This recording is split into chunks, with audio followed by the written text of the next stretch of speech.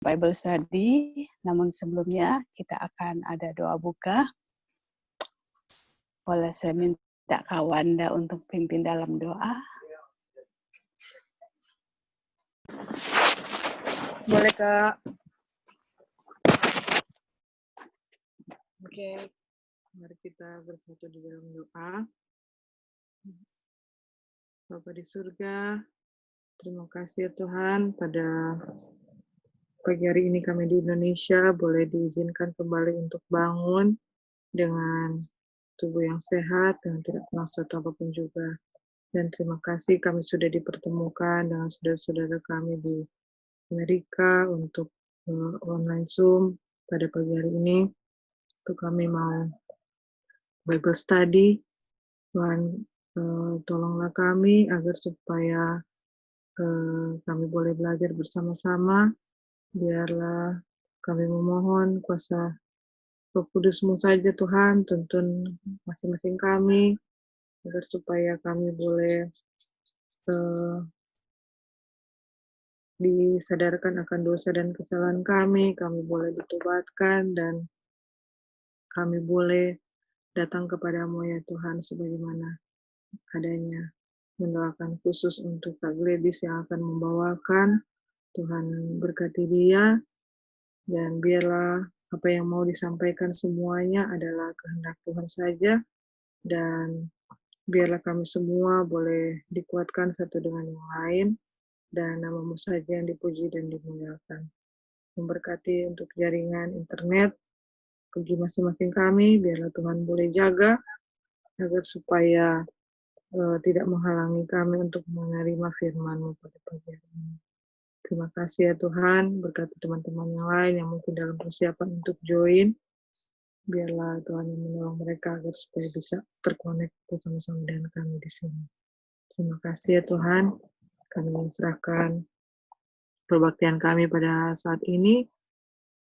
Kami sembahkan permohonan doa ini hanya di dalam nama Yesus, Tuhan, dan Juru Selamat kami. Amin.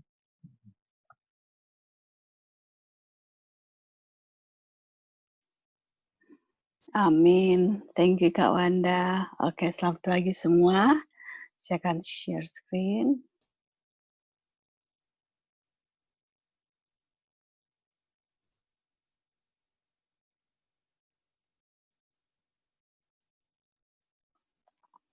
Oke. Apa bisa lihat screen semua?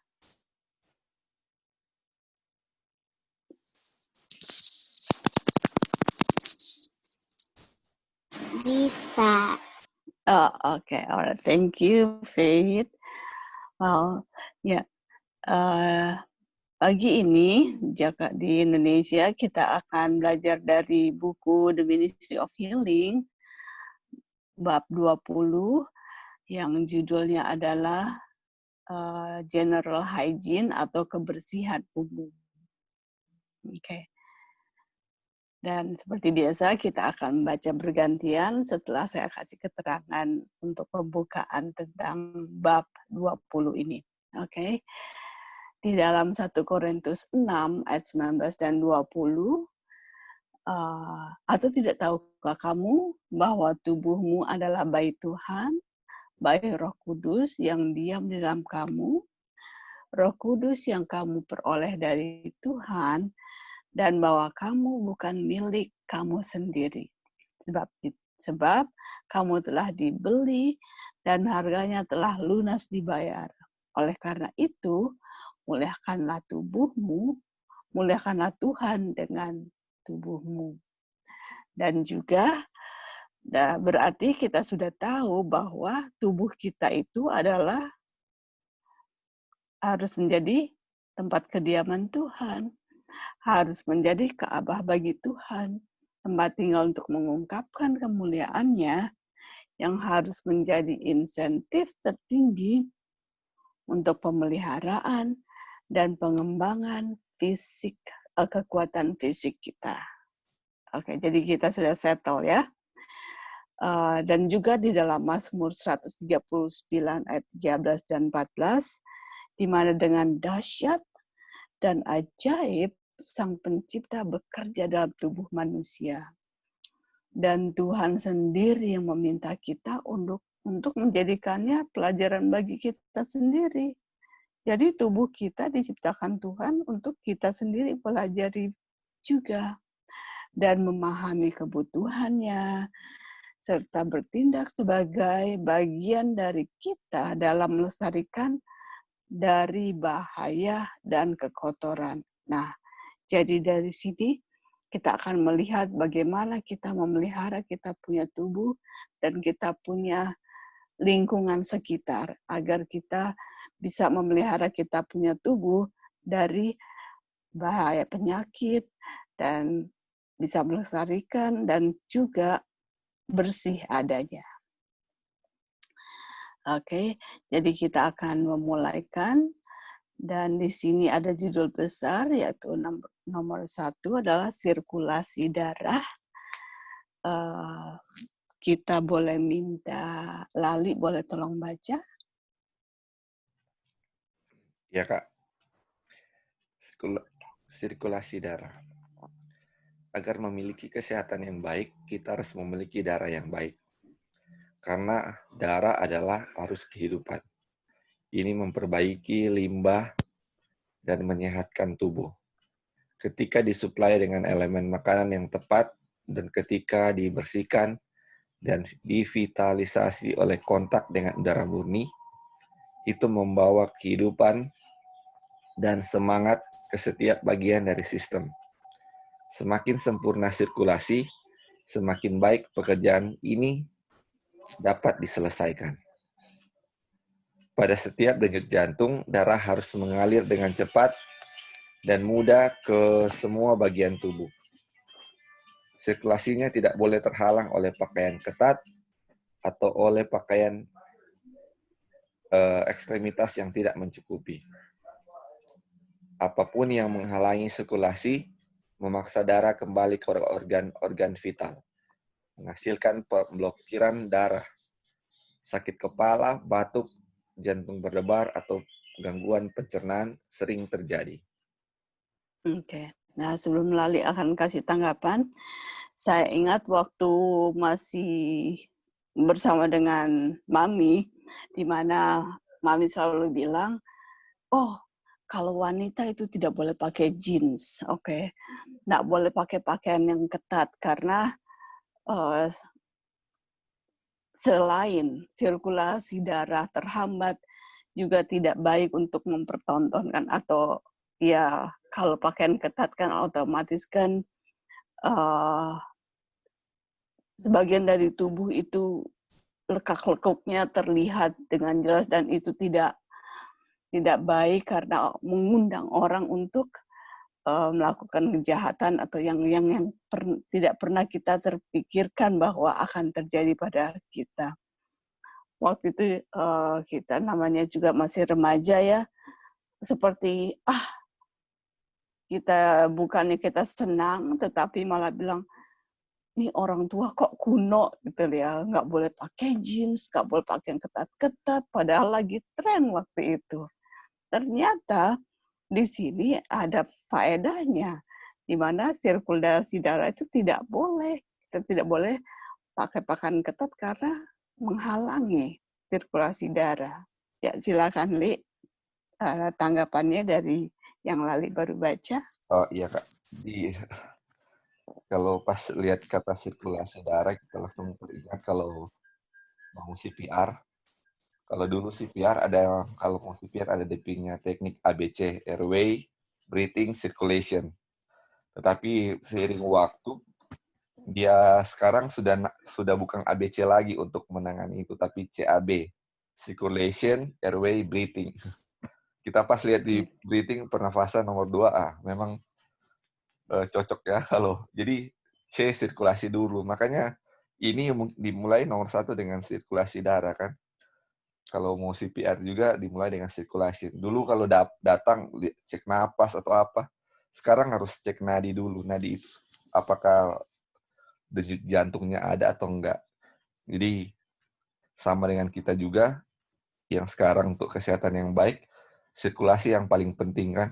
Karena sirkulasi darah ke seluruh tubuh yang membawa oksigen dan makanan akan menentukan kesehatan. Makanya kenapa kalau misalnya mau CPR harus ada orang pingsan atau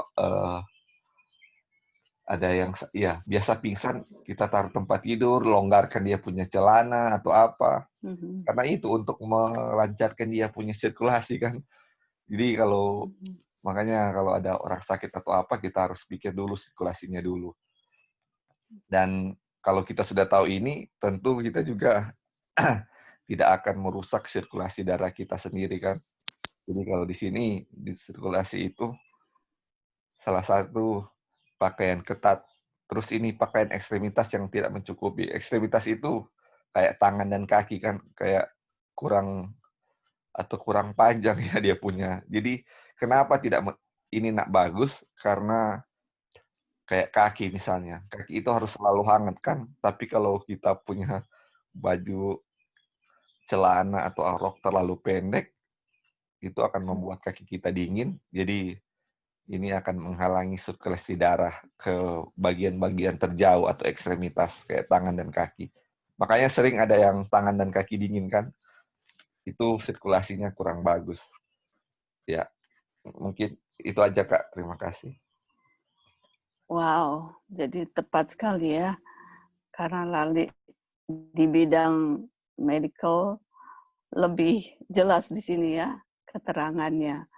Oke, jadi itu dibilang katanya menghasilkan pemblokiran darah, sakit kepala hasilnya karena sirkulasi tidak cukup, sakit kepala, bisa juga batuk, jantung berdebar, atau gangguan pencernaan yang terjadi karena tidak lancarnya sirkulasi darah ini. Alright, thank you. Ada lagi yang mau berkomentar? Oke, baiklah. Kita akan pindah ke yang kedua, pernafasan. Oke.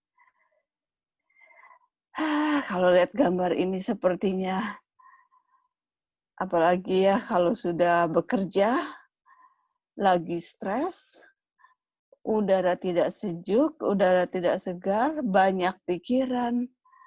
Go ahead, take a deep breath, okay? Ambil tarik nafas panjang-panjang lalu hembuskan. Apa fungsinya kalau pernafasan ini? Kalau kita menarik nafas panjang, udara segar, apa yang akan dihasilkan dalam tubuh kita? Oke, boleh kita minta Dion, boleh baca?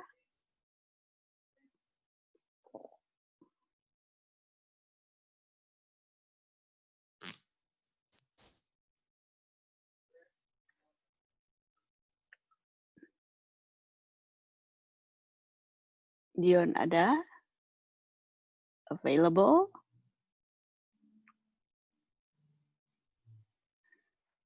Oke, mungkin Dion belum ada.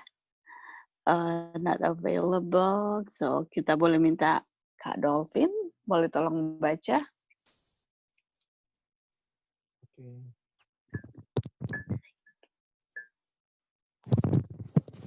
Bisa dengar ya? Ya, jelas. Ya. Pernafasan. Agar memiliki darah yang baik, kita harus bernafas dengan baik. Inspirasi penuh dari udara murni yang mengisi paru-paru dengan oksigen, membersihkan darah. Mereka memberi warna cerah dan mengirimkannya arus pemberi kehidupan ke setiap bagian tubuh. Pernafasan yang baik menenangkan saraf. Itu merangsang nafsu makan dari membuat pencernaan lebih sempurna. Dan itu menyebabkan suara tidur yang menyegarkan. Iya, silakan. Ada tanggapan?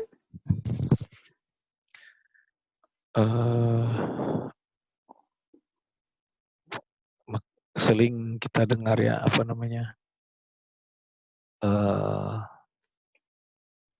kalau bicara nafas hidup ini sangat penting sekali ya. Dan kalau kita misalnya terengah-engah waktu lari atau karena ada suatu hal, yang membuat sampai tiba-tiba kepala sakit. Dan waktu kita atur posisi, tarik nafas dalam-dalam, ini sangat membantu. Nah, apalagi kalau kita bisa bernafas di udara murni ya. Dulu saya pernah waktu baru sembuh sakit 2 tahun lalu, saya pernah lari pagi ya, karena mau cari keringat. Tapi pada saat itu saya belajar hal penting sekali. Waktu itu saya lari di jalan raya. Nah, waktu jam 6 pagi itu mobil sudah mulai banyak. Akhirnya saya berlari sekitar hampir 4 kilo. Tapi setelah tiba di tempat, saya malah sakit kepala.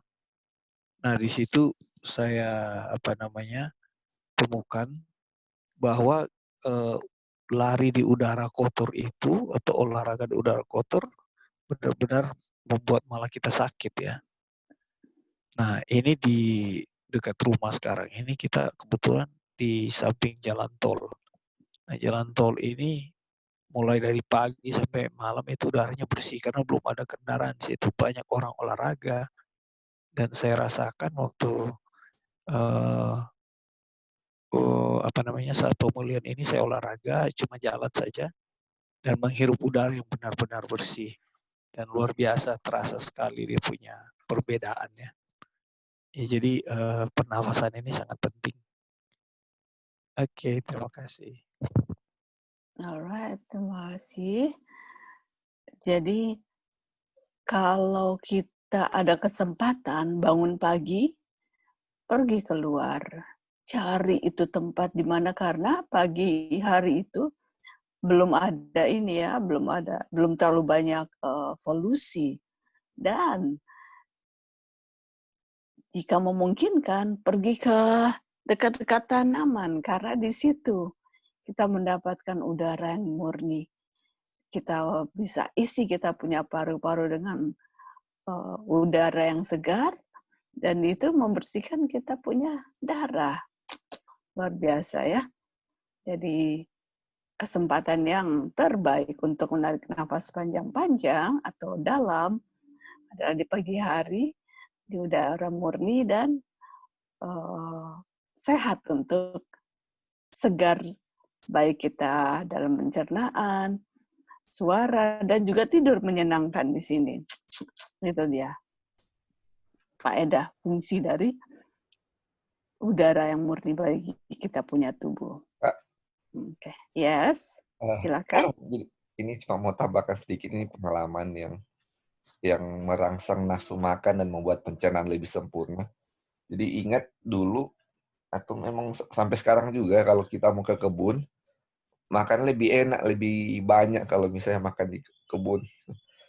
Tapi kita nggak tahu kenapa sampai begitu. Oh, cuman mungkin suasananya mungkin lebih enak di kebun sampai makan banyak. Sekarang memang baru ngeh juga, oh ternyata udara yang baik, pernafasan yang baik akan merangsang nafsu makan kan. Jadi ini baru tahu ternyata, oh kenapa di kebun makan lebih banyak, ternyata ini pernafasan yang baik di sana karena masih lebih segar kan. Ya, itu aja Kak, tambah. Terima kasih. Wow.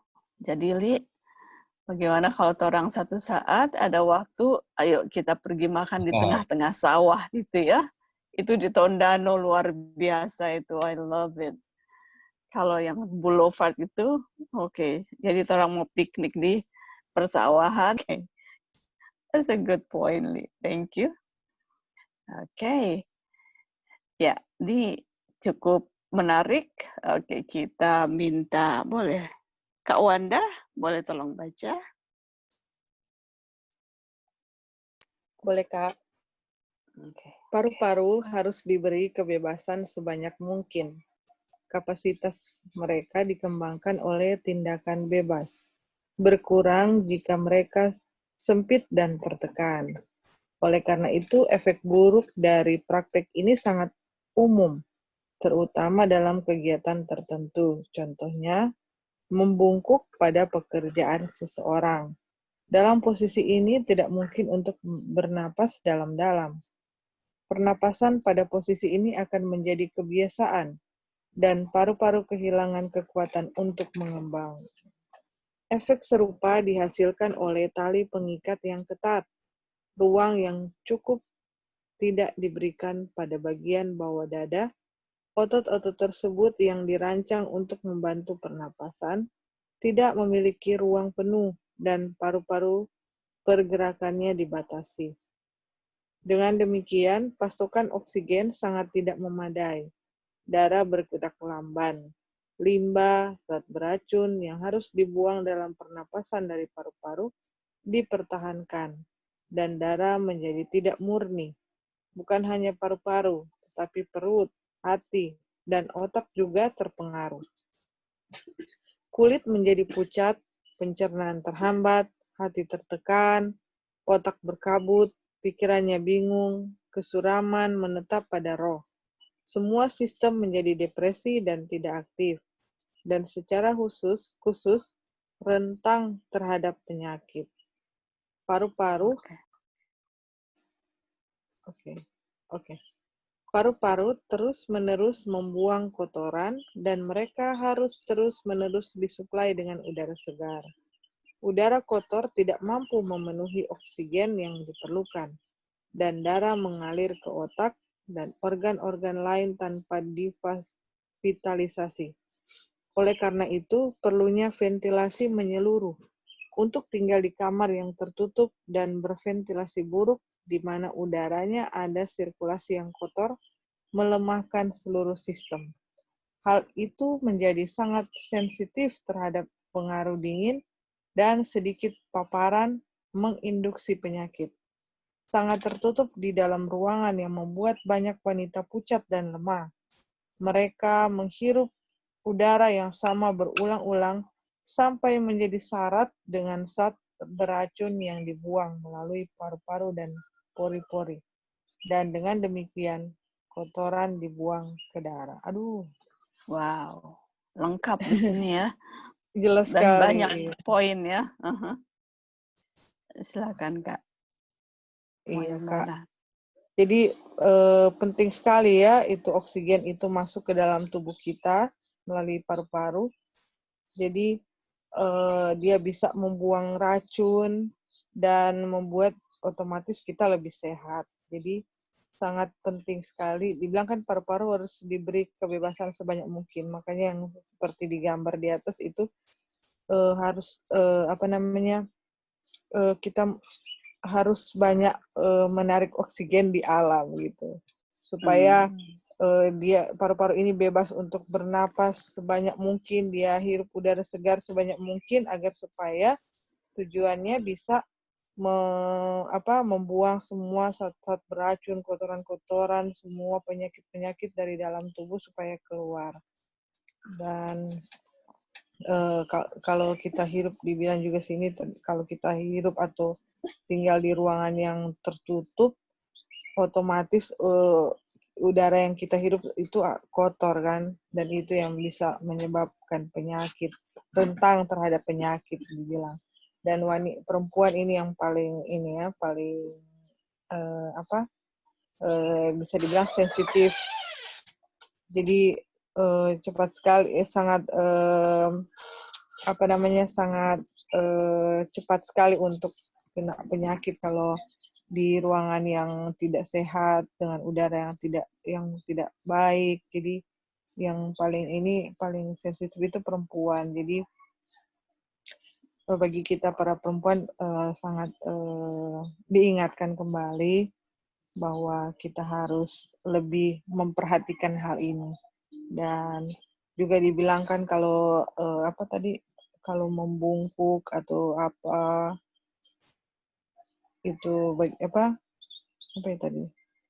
ini ada satu contoh dibilang sini, kalau membungkuk pada pekerjaan seseorang. Jadi orang yang bekerjanya sering membungkuk ya atau dia harusnya jadi pernapasannya tidak baik ya. Jadi dia tidak bisa bernapas lebih dalam. Jadi mungkin lebih, kalau memang dia dalam pekerjaan yang sering membungkuk atau bagaimana, dia harus ambil waktu untuk ambil waktu untuk dia tarik napas, harus rileks, tarik napas yang dalam di udara yang segar, sejuk gitu, agar supaya dia tidak membatasi itu pernapasan untuk masuk keluar gitu.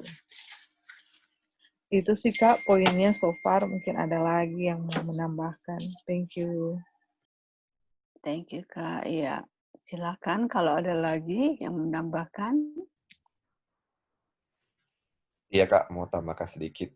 Jadi ini Iya. tentang pernapasan kalau paru-paru ya. Jadi kita ingat sakit kita yang dulu.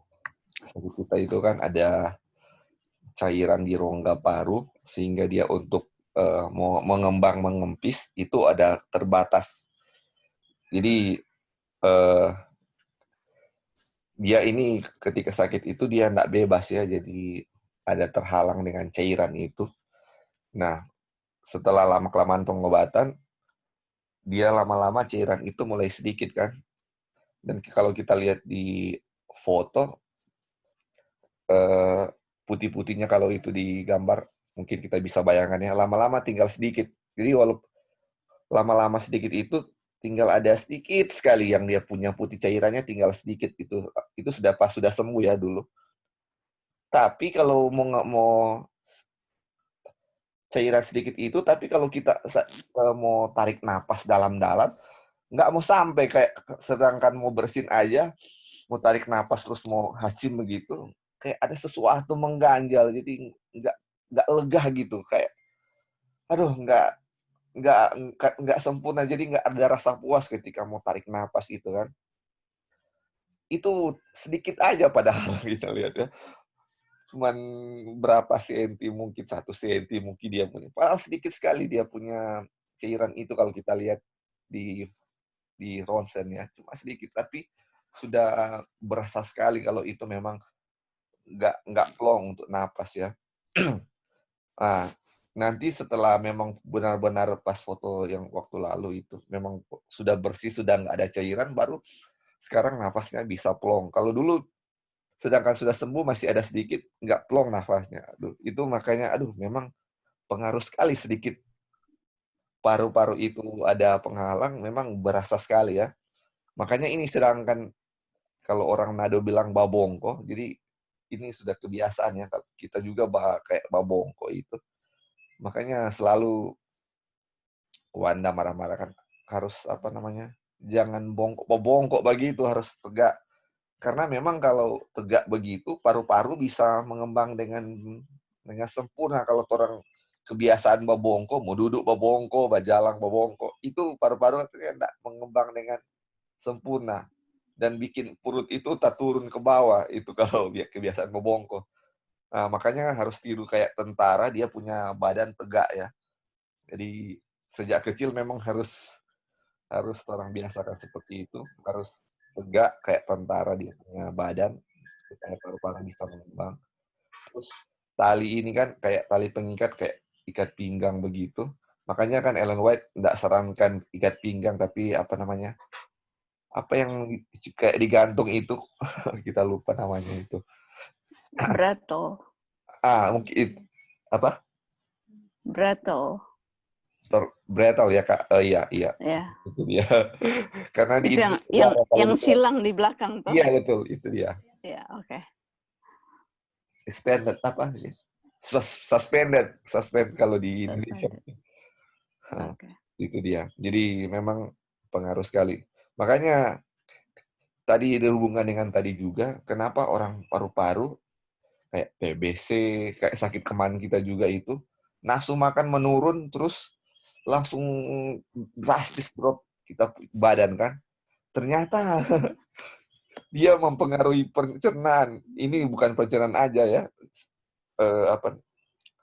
Hati, otak, dan organ-organ lain terpengaruh. Tapi salah satu yang paling kelihatan itu pencernaan.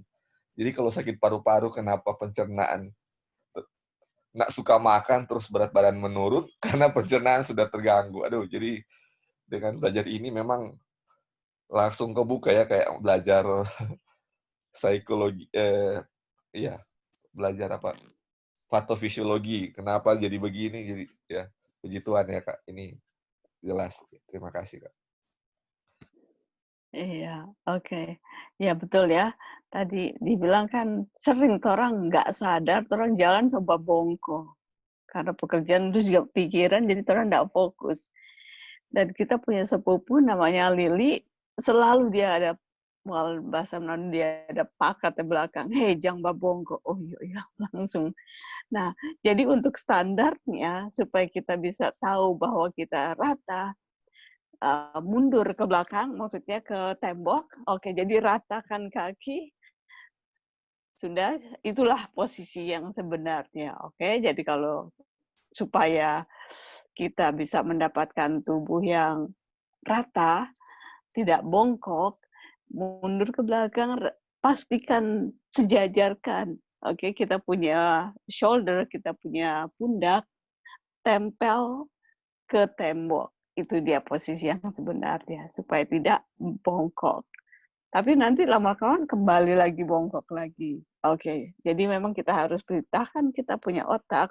Oke, kamu harus ratakan, kamu punya shoulder, kamu punya what is it, shoulder again? Punggung, supaya semua anggota tubuh dari kepala sampai kaki itu bahu, that's right, thank you. Bahu itu rata. Oke, itu dia. Saya juga dapat poin dari situ. Nah, dan ya, ada lagi menarik sekali ini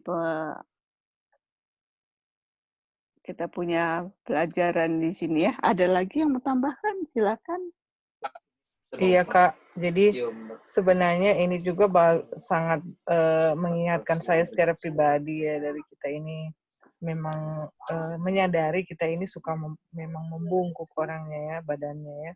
Jadi pas memang lately kita menyadari memang kurang menyenangkan dan kita sadar itu gitu. Jadi kalau kita lagi ingat, oh ya kita lagi bongkok ini gitu. Ya kita semua meluruskan kita punya badan. Tapi begitu kita lupa, jadi bongkok lagi gitu, membungkuk lagi gitu. Jadi memang harus dilatih ya, betul sekali. Jadi harus dilatih. Karena memang rasa sangat pengaruh juga di pernapasan, itu benar sekali. Jadi kita ada alami. Jadi ini sangat mengingatkan lagi, confirm lagi kepada kita, saya pribadi, bahwa harus dirubah ya caranya ya. Itu sih Kak. Thank you. Oke, terima kasih tambahannya. Dan kita akan pindah ke judul berikutnya, atau masih ada lagi yang mau berikan? Oke, baiklah. Kita akan ke ventilasi dan sinar matahari. Kak Roy ada? Hadirkah?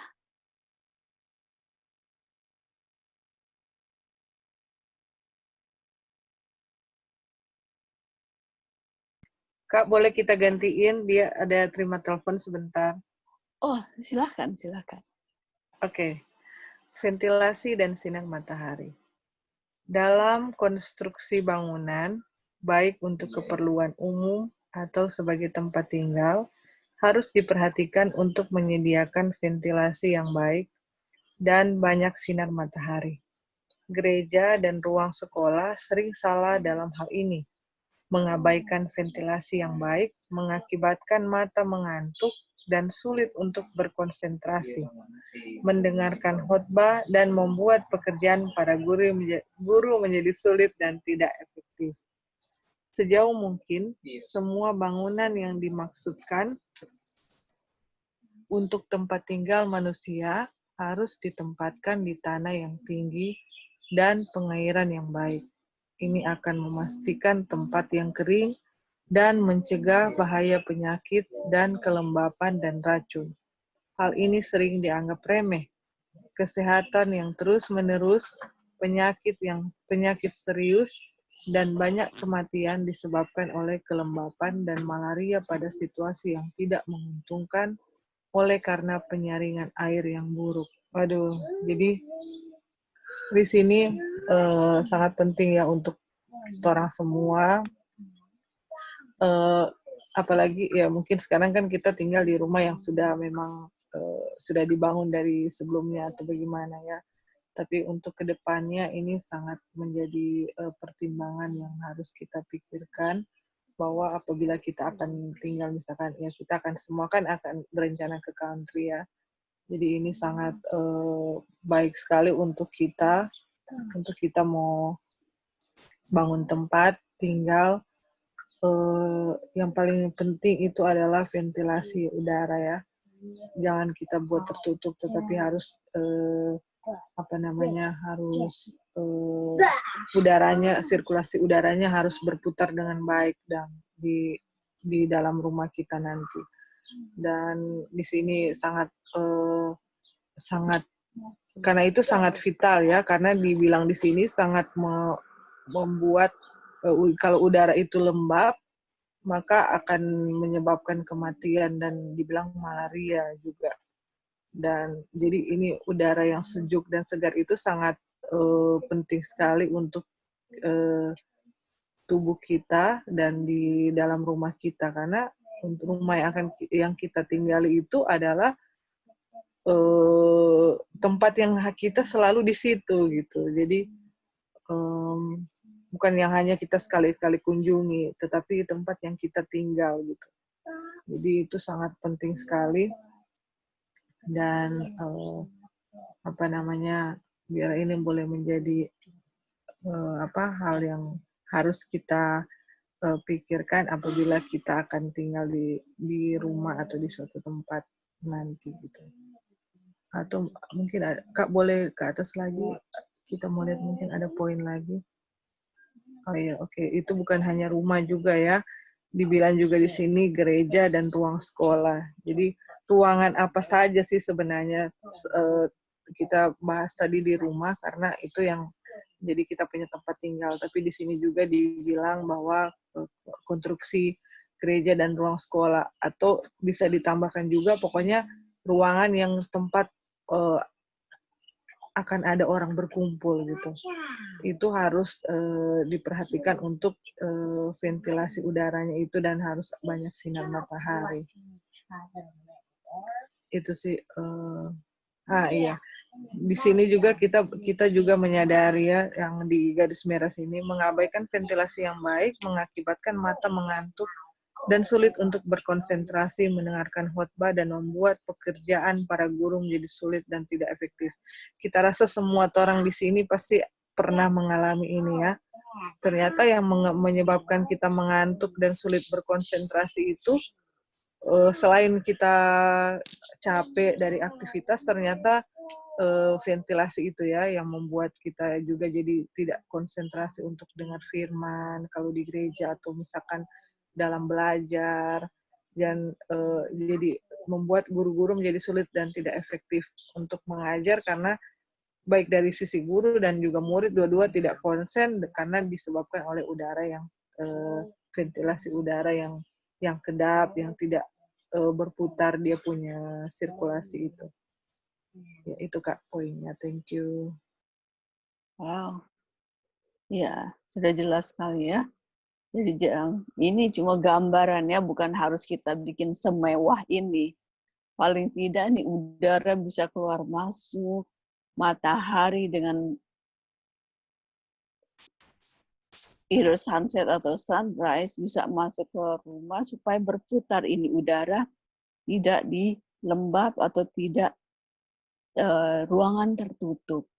Karena tapi ada tidak baiknya juga ya. Kenapa? Kalau terlalu banyak angin, terlalu sepoi-sepoi, terlalu sejuk juga dengerin khotbah yang khotbahnya tidak menarik atau khotbahnya mungkin kurang menarik jadi mengantuk. Ini bagaimana Kak? Kira-kira ada tanggapan enggak? Kalau terlalu sejuk juga enggak boleh karena bikin mata mengantuk. Oke, silakan. Halo Kak. Yes, alright Kak Roy. Silakan Iya Kak, saya tadi orang tua nelpon. Iya, jadi kalau soal mengantuk di jam khotbah itu sebenarnya sangat tergantung daripada kualitas tidur malam sebelumnya dan juga aktivitas yang dilakukan sebelumnya. hari sebelumnya. Jadi misalnya kita hari Jumat terlampau capek gitu ya, terlalu lelah, sudah sebegitu jam tidur malamnya juga di Jumat malam.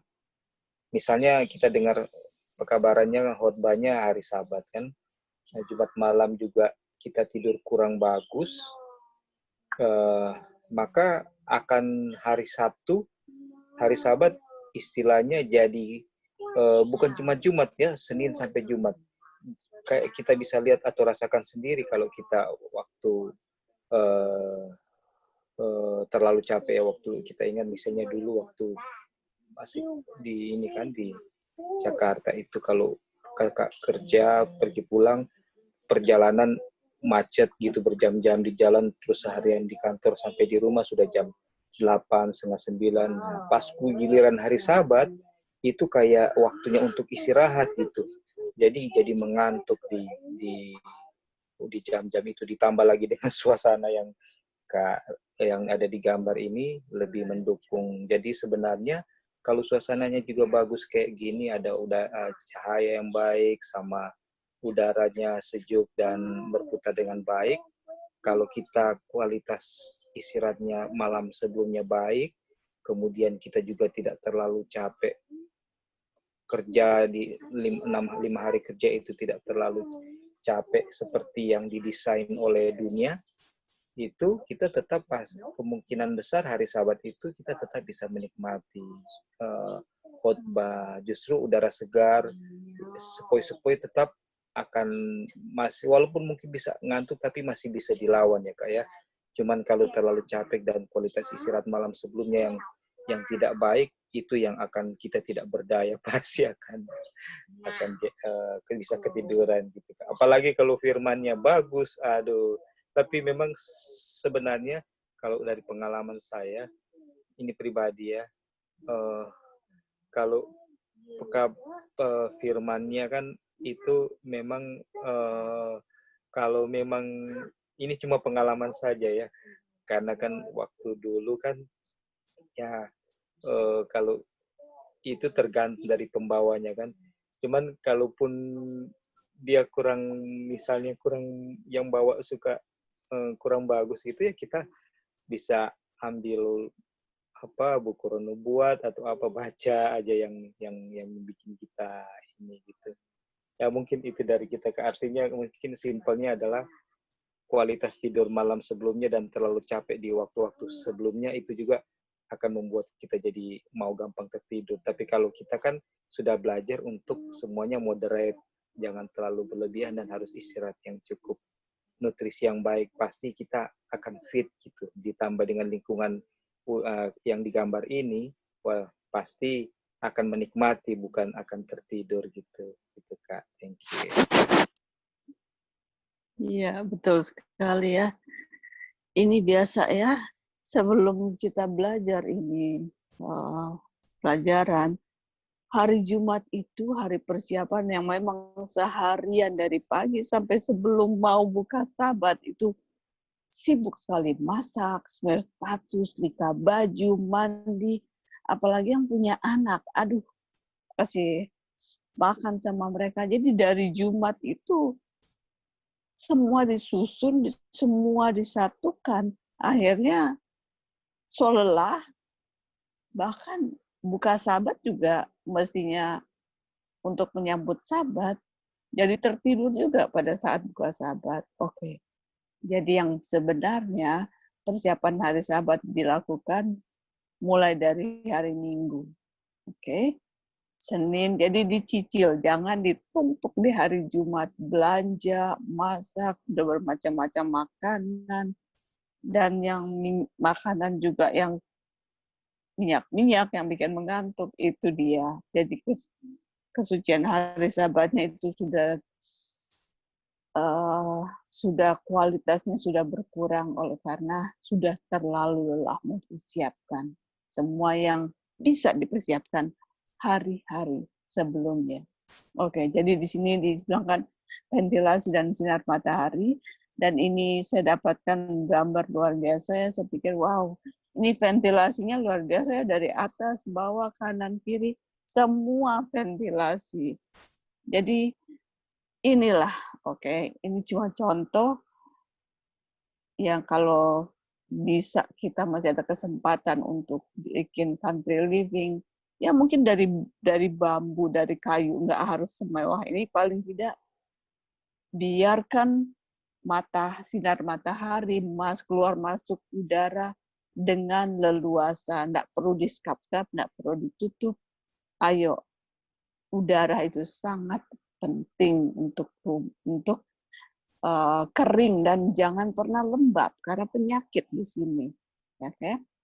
Dan bahkan lebih menyebabkan kematian karena buruknya sirkulasi atau ventilasi yang tidak dibuka seluas-luas untuk matahari masuk. Oke, ada lagi yang ya, Kak, mendapat poin dari sini? Silakan. Jadi yang tadi soal apakah terlalu dingin, terlalu panas, kita pernah rasakan waktu kuliah dulu dingin sekali, dan setelah pindah nado juga gimana, tetap aja mengantuk. Memang yang Kak Roy bilang tadi itu pengaruh kelelahan atau tidur itu pengaruh. Yang makanya di sini yang bilang ini yang penting ventilasinya baik. Jadi mau dingin atau panas tapi ventilasinya bagus, itu akan lebih mengerti ya. Kalau soal mengantuk itu istirahatnya yang atau pembawa materinya yang mungkin kurang menarik ya. Nah, ada yang poin yang kita mau ambil di sini, Kak, yang ini kan di tempat tinggal kan harus tanah yang tinggi. Ellen White juga menganjurkan kita untuk kalau country living di tempat atau tanah yang tinggi kan, kayak pegunungan. Kenapa dia nggak anjurkan di pinggir pantai atau dataran rendah? Karena salah satunya ini banyak kematian disebabkan oleh kelembaban dan malaria. Saya lupa ya di ketinggian berapa, tapi kalau pernah terang sadari kalau di tempat tinggi tidak ada nyamuk, dan memang betul di tempat tinggi itu di ketinggian berapa gitu kita lupa. Nyamuk tidak hidup di tempat yang tinggi, dia cuma di tempat yang rendah. Makanya ya disadarkan lagi kenapa ya nggak boleh di pantai yang kan indah kan kita mau berenang karena salah satu oleh nyamuk. Dan juga ini kelembaban ini sangat yang tadi kelembaban itu nyamuk suka di tempat yang lembab atau banyak penyakit yang bisa disebabkan oleh kelembaban ini. Penyakit paru-paru juga bisa gara-gara ini. Makanya tempat yang tinggi tapi jangan yang terlalu dingin dan lembab. Kita ingat dulu di Unai, di asrama lantai 3 lantai. Di lantai 1 itu lembab sekali. Jadi kebanyakan orang cari di lantai 3 supaya tidak lembab. Kalau lantai 1. Dan memang betul, yang banyak yang sakit itu teman-teman yang di lantai yang lembab-lembab itu. Dulu banyak waktu ada serangan tipes, mereka yang di lantai 1 yang paling banyak. Di lantai 3 jarang yang kena. Karena memang ini pengaruh. Jadi ini semua Tuhan sudah kasih lewat Ellen White supaya kita lihat ya memang kenapa harus tempat yang tinggi, kenapa harus yang kering, pengairan yang baik, itu karena untuk kesehatan kita ya, Kak. Ya. Di tempat Ya, yang saya suka tangannya di atas gunung itu ya, Dedi.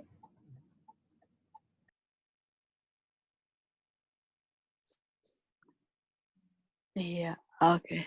Ya, tadi saya dengar suara Kak Joy. Oke, dan. Ya, oke. Berarti kita sudah settle ya. Ventilasi dan sinar matahari jangan pernah dihalangi untuk keluar masuk dengan bebas. Kalau kita mau membangun rumah atau kita punya tempat tinggal nanti. Oh, ini dia ventilasi ya. Boleh iPhone. Oh, apakah ini Ibu Early? Kak Early?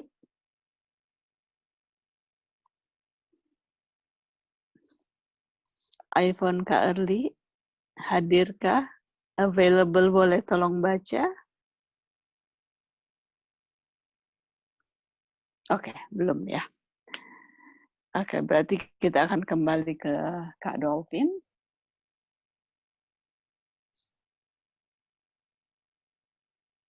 Oke. Ya, silakan Kak.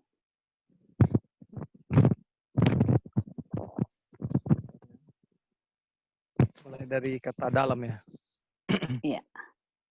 Oke, dalam membangun rumah sangat penting untuk mengamankan ventilasi yang seksama dan banyak sinar matahari. Biarkan ada arus udara dan banyak cahaya di setiap kamar di rumah. Kamar tidur harus diatur sedemikian rupa sehingga memiliki sirkulasi udara bebas siang dan malam. Tidak ada kamar yang cocok untuk ditempati sebagai kamar tidur kecuali adanya udara cukup dan sinar matahari bebas. Di sebagian besar negara, kamar tidur perlu dilengkapi dengan kenyamanan untuk pemanasan, sehingga mereka dapat dihangatkan dan dikeringkan secara menyeluruh dalam cuaca dingin atau lembab. Maksudnya pemanas ya, alat pemanas ya. Heater. Ya, heater. Ruang tamu harus memiliki perawatan yang sama dengan kamar yang dimaksud untuk penggunaan konstan. Setiap kamar tidur, seperti kamar tidur lainnya, harus memiliki udara dan sinar matahari dan harus dilengkapi dengan beberapa alat pemanas untuk mengeringkan kelembapan yang selalu menumpuk di ruangan yang tidak digunakan secara konstan. Siapapun yang tidur di ruangan tanpa matahari atau menempati tempat tidur yang belum benar-benar kering, hal ini beresiko tinggi atas kesehatan dan seringkali nyawa. Ya, jelas sekali ini ya. Kalau mau rancang, ya kita yang belum punya rumah, Tuhan kasih kesempatan untuk mengikuti metode ini agar waktu kita bikin rumah banyak-banyaklah jangan terlalu banyak dinding. Kalau kita dimampukan untuk punya uang untuk beli kaca atau bikin jendela selebar-lebarnya, itu lebih baik ya. Soalnya kalau terlalu banyak dinding juga matahari tidak masuk, baru posisi rumah juga bisa salah. Jadi memang waktu mau bikin rumah kita harus lihat posisi matahari di mana. Matahari pagi atau sore yang bagus untuk masuk di kamar. Nah itu penting semua ya di sini. Dan tadi yang Lali singgung di daerah lembab, ingat dulu Vero waktu dia sakit di Tondano kan, hawanya tidak mendukung untuk dia cepat sembuh ya. Akhirnya dia harus turun ke Maumbi. Sampai di situ bahwa pemikirannya lebih baik di Maumbi ya. Karena memang udara terlalu lembab juga, apalagi yang buat orang yang sudah sakit, ini kurang terlalu baik. Oke, terima kasih. Iya, jadi harus ada udara keluar masuk dan jangan pernah kamar tidur itu terlalu tertutup. Harus dibuka seluas-luasnya supaya tidak ada kelembapan. Oke, ada lagi yang mau kasih komentar atau ada dapat poin dari kita punya bacaan? Iya Kak, kita tambahkan lagi sedikit. Ini. Silakan. Jadi sama Kak Dolphin juga singgung ya, kenapa kita juga sampai kepikiran juga ya kenapa kita sampai sejauh ini banyak dari kita yang belum ada counter living kan. Karena mungkin Tuhan mau tunjukkan dulu apa yang harus kita tahu sebelum kita ada itu ya. Mungkin kita, aduh kenapa sudah begini lama. Tapi kalau dia kasih kita waktu-waktu yang lalu, kita nggak ada pengetahuan ini, terus kita bikin rumah atau apa sembarangan, terus kita sakit, itu kan bukan rencana dia kan. Makanya dia kasih, kamu kita harus belajar dulu ini kayak Ministry of Healing, belajar Council of Diet and Food, belajar counter living. Jadi memang harus ada pengetahuan ini sebelum kita ke sana ya. Kalau kita nggak ada pengetahuan ini, akhirnya bukan menjadi berkat, tetapi sebaliknya ya, menjadi batu sandungan juga buat orang lain, dan bukan menjadi terang. Dan makanya dengan kayak tahu ini, waduh luar biasa ya, Tuhan mau kita tahu ini. Dan kalau kita sudah tahu ini, bukan tidak mungkin kita akan dapatkan tempat yang kita selama ini idam-idamkan, dan kita akan bangun sesuai dengan firman Tuhan yang sudah kasih. Ya, itu aja Kak. Terima kasih. Oke. Iya. Poinnya. Bisa Bisa tambah lagi? Silakan. Jadi ini pengalaman yang nyata yang saya lihat. Jadi mau confirm apa yang Lali bilang tadi itu betul. Kita juga punya pemikiran seperti itu bahwa kita harus dibekali dulu dengan knowledge dan pada waktunya, pada waktu Tuhan, segala sesuatu itu sebenarnya sudah tersedia dan pada waktunya nanti akan dinyatakan. Ini contoh. Kemarin saya berkunjung ke satu tempat di mana ada saudara-saudara Presentruth yang belajar, yang tinggal, ya, di itu sangat berdekatan. Terdapat 1, 2, 3. 1, 2, 3, 4. 4 bahkan hampir 5 keluarga. Ya. Tapi tanpa saya tanya-tanya, mereka sendiri yang menjelaskan sesuatu. Bahwa banyak sekali konflik terjadi. Banyak sekali masalah terjadi. Sesama Presentruth yang lagi country living. Entah masalah yang satunya malas, yang satunya hanya belajar-belajar, yang lainnya lagi menanam, yang lainnya karena air tidak terlalu tidak terlalu banyak di situ, yang lainnya timba air untuk masak, untuk mandi, untuk toilet, yang lainnya cuma datang ambil air. Artinya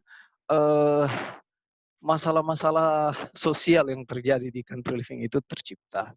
Dan kemarin saya sempat bicara ke saudara-saudara kita adalah memang kalau orang ikut kutipan, di situ kan ada tulis 2 atau 3 keluarga ya kalau nggak salah di satu lokasi.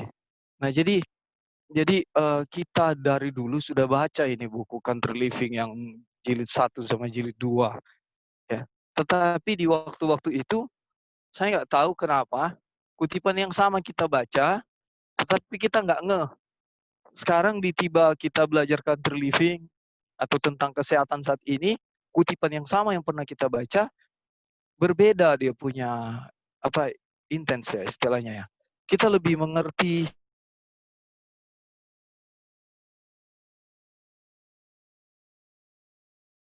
sekarang. Oh,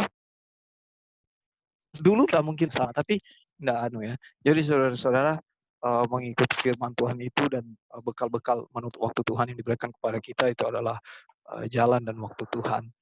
Jadi kadang-kadang jangan kita istilahnya mau cepat-cepat cari country living padahal kita belum benar-benar dibekali. Thank you. Sama-sama, iya itu dia. Jadi umatku binasa karena tidak cukup, tidak berpengetahuan. Dan taruhannya apa? Seringkali nyawa, berisiko tinggi atas kesehatan. Oke, baik sekali ya. Oke, kita akan pindah ke kutipan selanjutnya. Oke. Oke, boleh Lali baca? Oke, Kak. Dalam membangun, buatlah banyak persediaan untuk tanaman dan bunga-bunga dengan cermat. Rumah kaca atau jendela yang dikhususkan untuk penggunaannya hangat dan cerah. Karena tanpa kehangatan, udara dan sinar matahari, tanaman tidak akan hidup dan berkembang. Jika kondisi ini diperlukan untuk kehidupan tanaman, betapa jauh lebih penting bagi kesehatan kita dan keluarga serta tamu kita. Jika kita ingin rumah kita menjadi tempat yang sehat dan bahagia, kita harus memberikan pintu masuk dengan bebas kepada agen-agen pemberi kehidupan surga. Singkirkan tirai tebal, buka jendela dan tirai, jangan biarkan tanaman merambat. Betapapun indahnya untuk menaungi jendela. Dan jangan biarkan pohon berdiri begitu dekat rumah untuk menutup sinar matahari. Sinar matahari bisa memudar gorden dan karpet dan menodai bingkai foto. Tetapi itu akan membawa cahaya yang sehat di wajah anak-anak. Mereka yang memiliki usia lanjut harus mengingat bahwa mereka membutuhkan kamar yang hangat dan nyaman. Semangat menurun seiring dengan bertambahnya usia, meninggalkan vitalitas yang lebih sedikit untuk melawan pengaruh yang tidak sehat, karena kebutuhan yang lebih besar bagi para lanjut usia untuk mendapatkan banyak sinar matahari dan udara segar dan murni.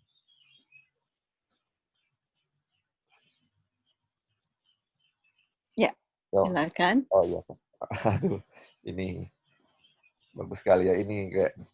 Jadi ini kalau kita mau bangun katanya, buatlah tempat untuk ada tanaman ya, bunga-bunga atau apa di dalam.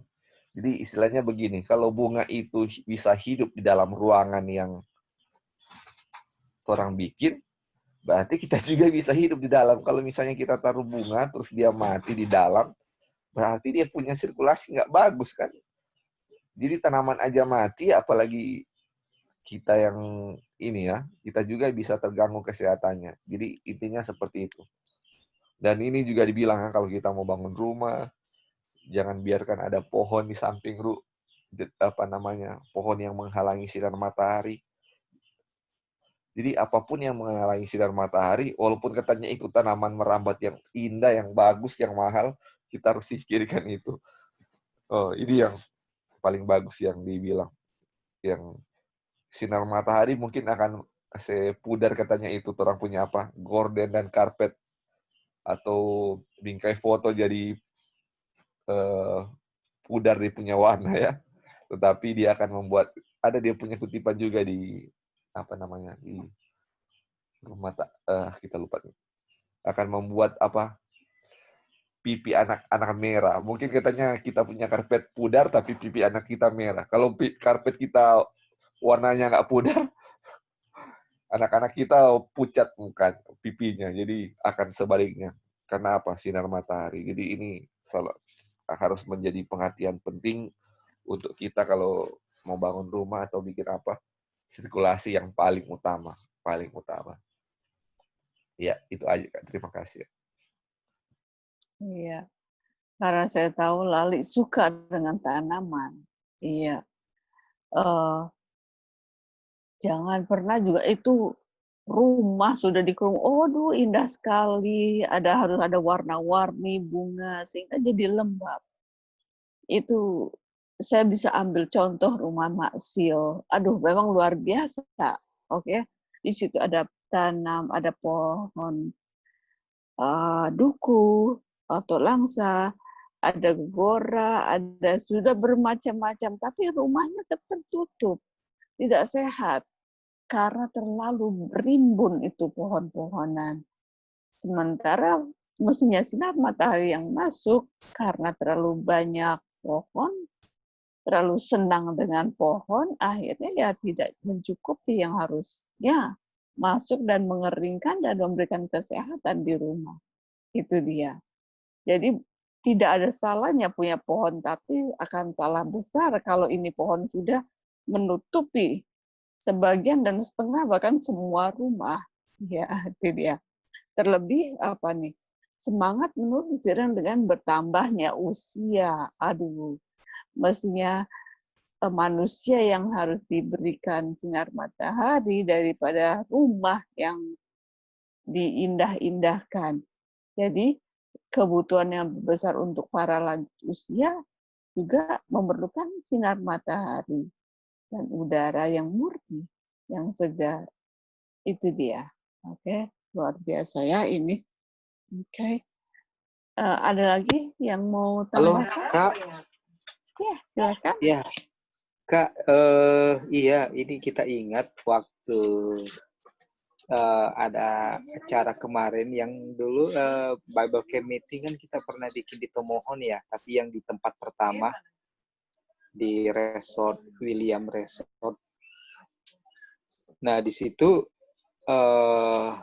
dia punya pohon-pohon semuanya berlumut, dia punya batang-batang pohon. Artinya di situ tingkat kelembabannya tinggi sekali. Sampai di mana-mana itu lumut, bahkan di pohon-pohon. Dan di tempat yang aktivitas yang kita ikutin dan di pondok-pondoknya juga rata-rata rindang semua ya. Dan sedih sekali kita selama 2 minggu di sana kita dapati dua lah ya, tapi kita bukan mau ke ininya, tapi ini ke prinsipnya ya. Kita lihat ada beberapa teman kita yang drop sekali dia punya kesehatan waktu 2 minggu spending time di tempat yang lembab dan kurang sinar matahari yang kita lewati. Ini memang betul-betul real sekali, kita jadi ingat itu. Dan hanya dalam waktu singkat saja 2 minggu teman kita yang sedang perawatan itu langsung drop sekali sejak saat itu.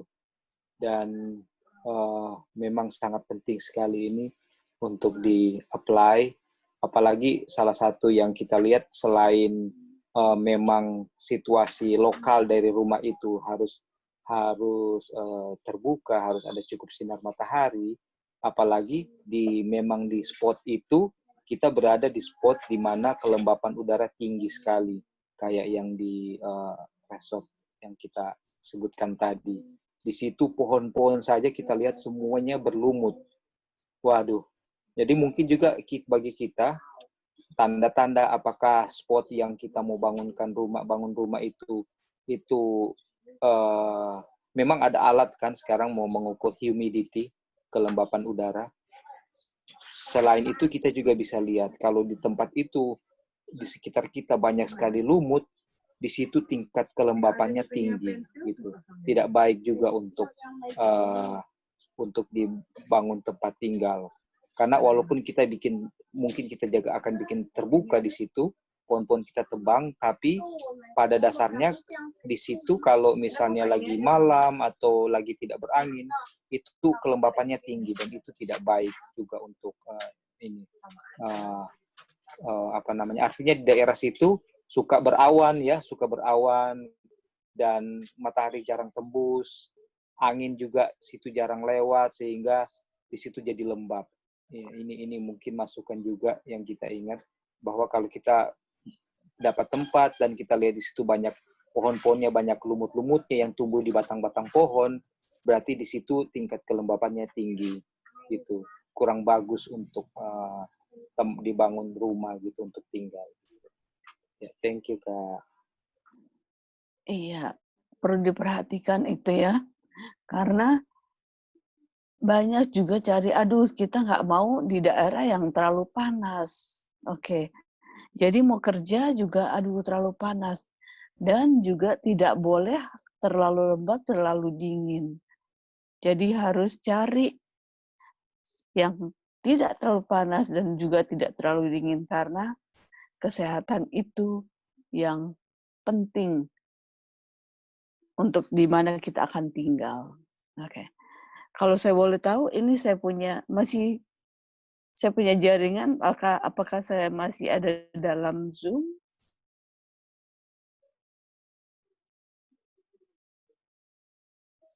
Halo? Apa, Kak? Ya. Masih bisa dengar saya? Bisa, Kak. Masih, oke. Oke. Ya, berarti kita akan pindah ke topik selanjutnya adalah shower. Kak Wanda, boleh tolong baca? Bisa, Kak. Ya, silakan. Kebersihan yang teliti sangat penting untuk kesehatan fisik dan mental. Kotoran terus-menerus dibuang dari tubuh melalui kulit. Jutaan pori-pori dengan cepat tersumbat kecuali dijaga kebersihannya dengan sering mandi. Dan kotoran yang seharusnya keluar melalui kulit menjadi beban tambahan bagi organ-organ lain yang telah berkurang. Kebanyakan orang akan menerima manfaat dari mandi air dingin atau hangat setiap hari, pagi atau sore hari. Sebagai gantinya meningkatkan kewajiban untuk mandi air dingin dengan benar, memperkuat melawan dingin karena meningkatkan sirkulasi darah dibawa ke permukaan, dan aliran yang lebih mudah dan teratur dapat diperoleh. Pikiran dan tubuh sama-sama segar kembali. Otot menjadi lebih fleksibel. Kecerdasan menjadi lebih cerah. Oke. Jadi, Oke, Kak. Masih ada di bawah? Ya, yang paling bawah itu mandi adalah? Oke. Mandi adalah penenang saraf. Mandi membantu usus, perut, dan hati, memberikan kesehatan dan energi untuk masing-masing. Dan itu meningkatkan pencernaan. Wow. Oke. Silakan, mau kasih Iya, poin Kak. dulu? Jadi, iya, boleh. Jadi, kita semua pasti menyenangi kebersihan, kan? Karena kita sendiri yang rasa benefitnya kalau kita punya tubuh itu bersih. Dan hal yang paling menyenangkan itu memang pasti semua setuju ya kalau kita bilang tuh mandi. Apalagi kalau kita sudah seharian beraktivitas, sudah berkeringat, sudah lengket, terus tiba-tiba sudah rasa capek sekali, terus tiba-tiba mandi, udah merasa segar sekali itu tubuh. Dapat rasa itu sehat fisik dan mental itu sangat terasa sekali. Jadi kita yang tadinya kecapean, sudah kucel, sudah rasa malas gitu, tiba-tiba kalau mandi tiba-tiba langsung segar, langsung ceria gitu. Jadi memang mandi itu hal yang sangat menyenangkan, dan sesudah mandi itu kita rasa sekali itu kita pengaruh sekali untuk kita punya fisik dan mental. Dan di sini juga dibilang mau kita mandi air dingin atau kita mau mandi air hangat, mau itu pagi atau sore, itu memperkuat melawan dingin dan meningkatkan sirkulasi darah, dibawa ke permukaan, dan aliran darah lebih mudah dan teratur kita peroleh. Dan kita juga baru tahu di sini yang di bawah tadi, Kak, boleh ke bawah lagi. Ya, di sini juga ternyata dengan kita mandi, saraf kita jadi tenang. Terus dia bilang di sini, kita baru tahu juga di sini dibilang dengan kita mandi membuat kita punya usus, perut, dan hati itu jadi sehat, dan ada energi untuk masing-masing ini ya, dan itu meningkatkan pencernaan. Nah, ini terus terang buat saya pribadi ini adalah pengetahuan yang baru. Ternyata mandi itu bikin kita punya usus, perut, dan hati sehat, berenergi, dan meningkatkan pencernaan ya. Jadi sangat ini benefit untuk kalau kita mandi. Tapi memang nggak bisa dipungkiri banyak orang juga yang malas mandi ya. Kita juga heran ya kenapa orang jadi malas mandi. Tetapi kita rasa sendiri ya benefit dengan kita mandi, apalagi sehari 2 kali. Jadi apalagi yang kalau kita sudah selesai beraktivitas dan maksudnya sudah mau bersantai-santai, sudah mau menjelang mau tidur, bukan mandi malam ya. Itu sangat rileks sekali ya kalau sudah mandi, sudah selesai, kayak aduh enak sekali gitu. Kita rasa semua juga ada alami hal yang sama, dan ini ternyata benefitnya banyak sekali untuk orang. Untuk orang punya kesehatan fisik, mental, punya juga ada benefit untuk kalau kita mandi air panas dan air dingin, dua-duanya ada dia punya keuntungan. Nanti mungkin Kak akan jelaskan ini dua ya. Thank you Kak, itu poinnya. Oke, ya, oke nih saya kebetulan dapat ini. Oke, di sini tadi sudah dijelaskan manfaat mandi air dingin atau air hangat setiap hari pagi atau sore hari. Ini kalau di Amerika ya, terlebih di San Francisco ini, walaupun summer, walaupun biasa kan ada summer, ada winter di sini. Summernya di sini adalah seharusnya panas, tetapi di sini sejuk dan cenderung dingin. Jujur saya sini sekarang pakai kaos kaki, pakai sepatu, pakai celana panjang, babungkus istilahnya, padahal summer. Terus di kaki juga kalau mungkin ada mesin ini, saya pakai heater, saya punya kaki. Nah, kalau mau dibilang mau mandi air dingin, itu sepertinya berlawanan dengan cuaca sekarang. Dan di sini kita selalu mandinya pakai air panas. Bukan cuma hangat, tapi panas. Di mana di sini, ini yang kita dapatkan ternyata waktu mandi air panas. kita nih hot versus cold shower, memerangi insomnia. Wow, ini yang kita rasakan sangat amat. Lalu yang kedua, release muscle tension. Benar sekali. Melonggarkan semua muscle otot-otot yang sedang tegang, yang stres, apalagi kalau sudah dingin, paling cepat masuk ke tub, masuk ke bak, mandi air panas. Dan soothes migraines. Kebetulan saya tidak ada migraines, tetapi yang paling dapat di sini saya otot-otot yang lagi tegang, itu luar biasa. Memang dia akan buka pori-pori dan memang jadi ringan ini badan. Lalu dikatakan juga apa yang untuk panas dulu ya, increase blood circulation. Nah tadi kita juga di atas ya, meningkatkan sirkulasi darah. Dan juga releases oxytocin, yaitu mengeluarkan itu racun-racun dalam tubuh. Dan membuka kita punya pori-pori, dan juga natural decongestion, dan bernafas lega di sini.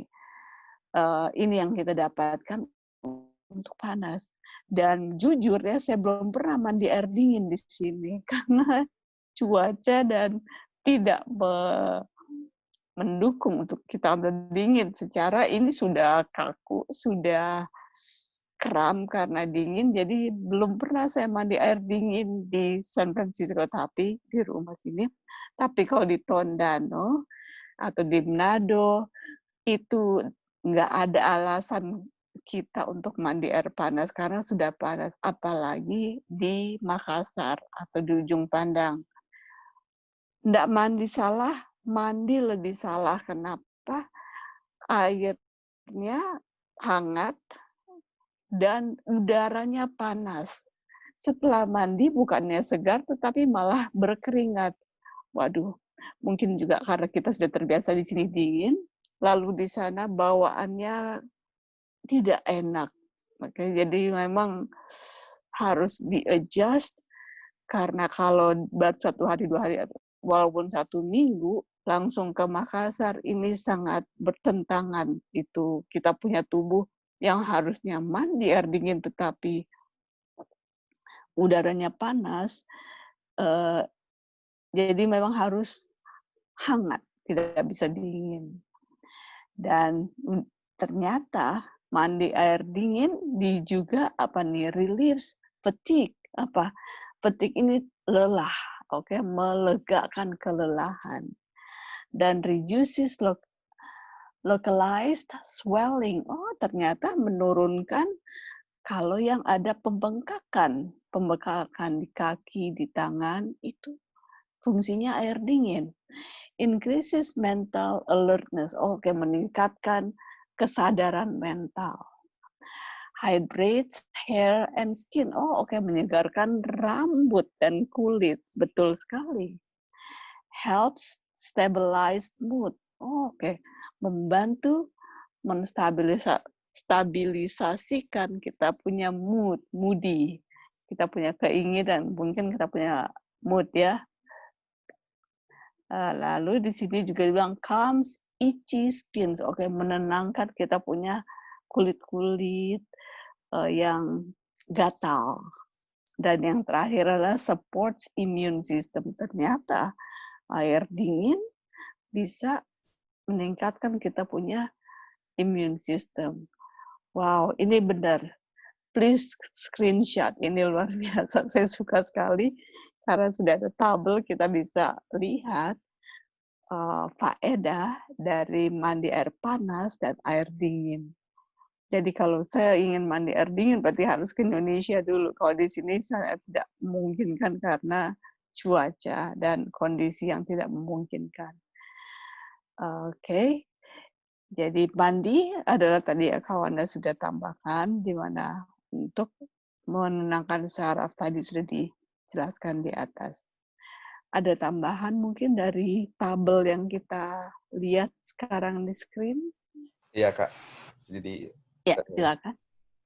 Jadi kadang-kadang kalau sudah flu, sudah sakit, justru orang-orang tua nggak kasih kan kita mau mandi, aduh.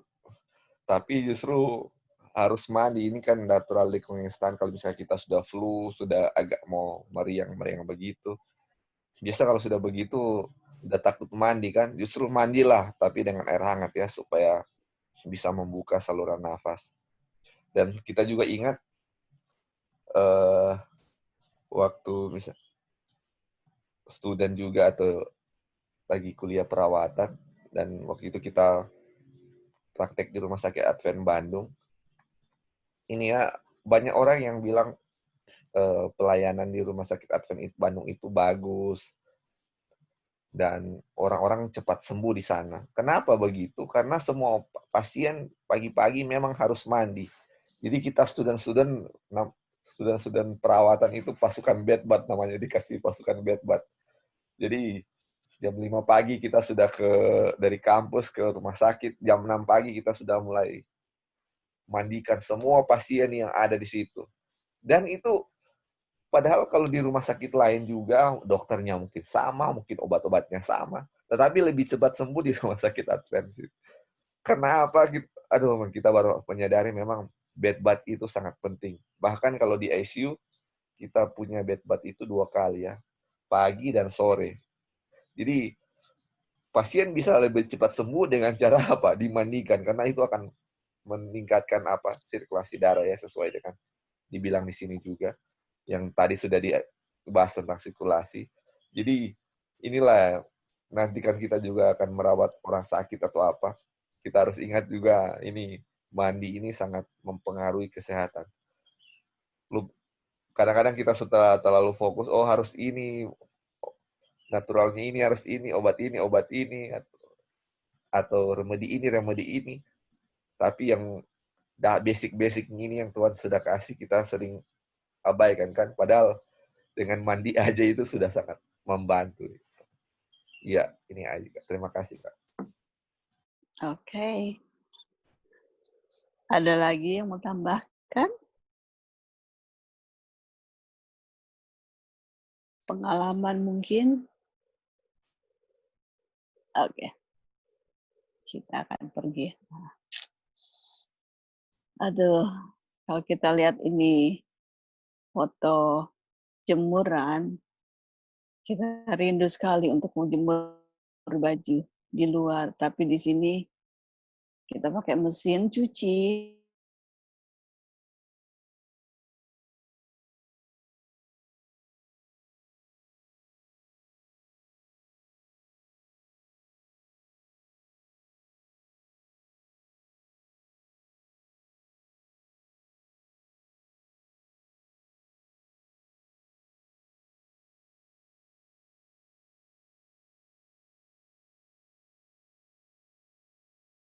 Halo Kak, kita nggak bisa dengar suaranya. Iya, Li, kita kira di kita kayaknya Kak Gladys ya. Suara Kak Gladys hilang, Kak.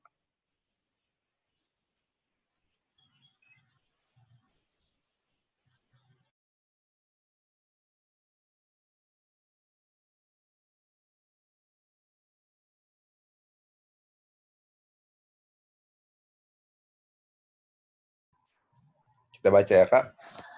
Yes. Penting juga agar pakaian tetap bersih. Pakaian yang dikenakan menyerap limbah yang melewati pori-pori. Jika tidak sering diganti dan dicuci, kotoran akan diserap kembali. Setiap bentuk kenajisan cenderung berpenyakit. Kuman-kuman penghasil kematian berlimpah di sudut-sudut yang gelap dan terabaikan. Dalam sampah yang membusuk, dalam kelembaban dan jamur. Tidak ada sisa sayuran atau tumpukan daun yang jatuh, harus dibiarkan tetap dekat rumah untuk membusuk dan meracuni udara. Tidak ada hal yang najis atau membusuk yang bisa ditoleransi di dalam rumah. Di kota-kota atau kota-kota yang dianggap sehat, banyak wabah demam telah ditelusuri ke masalah pembusukan tentang tempat tinggal beberapa rumah tangga yang ceroboh.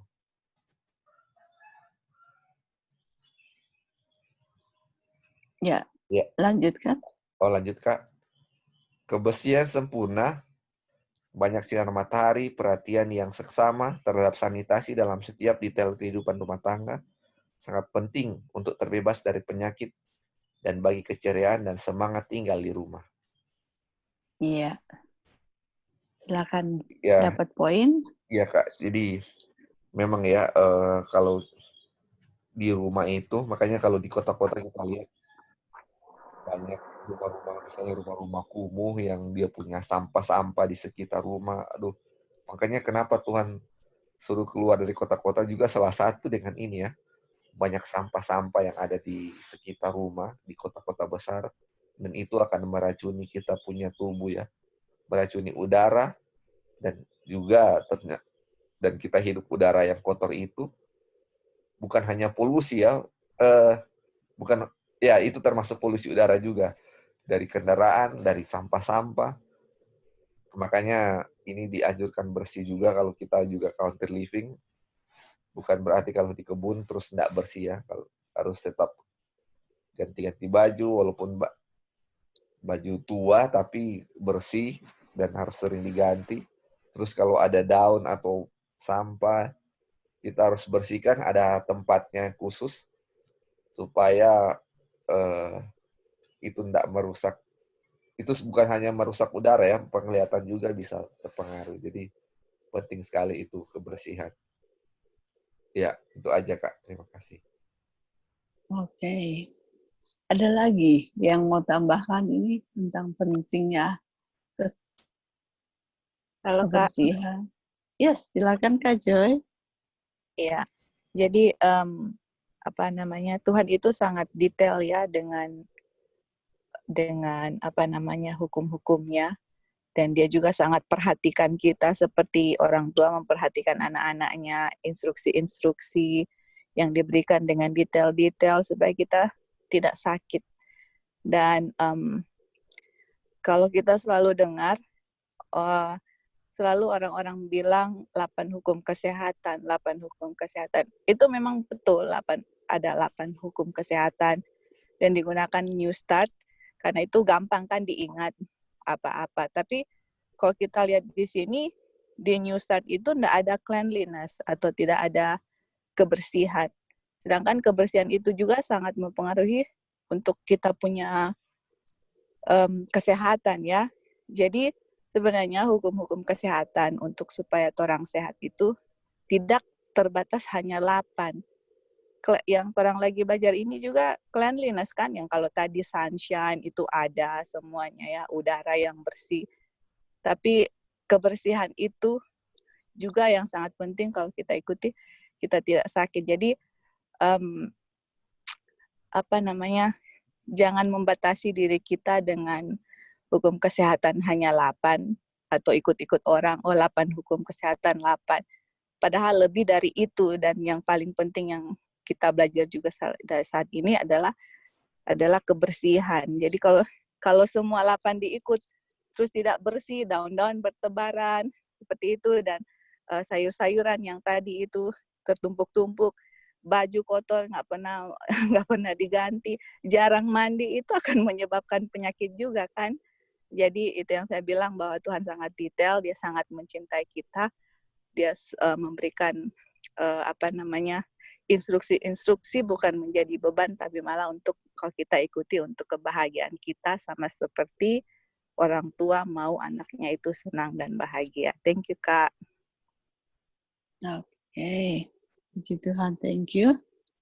Ada lagi yang mau kasih pengalaman tambahan? Oke.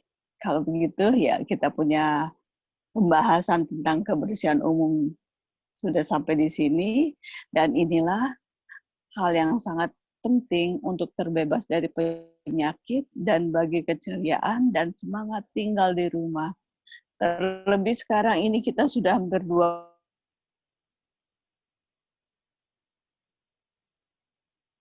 bulan ya tinggal, yang di luar sana tidak bersih, tidak sehat. Terlebih kalau kita tinggal di rumah, kita lihat juga kotor, kita lihat juga tidak sehat bagaimana. Jadi semua itu mulai dari kita, dari diri sendiri. Di dalam rumah harus bersih, harus sehat, udara harus murni, sinar matahari bisa keluar masuk dengan leluasa, tempat di mana kita berada, disitulah istana kita, disitulah tempat perbaktian kita, disitulah roh Tuhan tinggal. Biarlah pelajaran ini boleh menjadi bekal untuk kita, yang terlebih yang akan country living, semua ada di sini dan semua sudah kita bahas. Puji Tuhan, Tuhan memberikan yang terbaik untuk umatnya. Oke, saya bawa dalam nama Yesus. Amin. Baiklah, sebelum kita akan tutup, mungkin ada hal-hal yang akan didoakan, yang akan diselipkan dalam doa.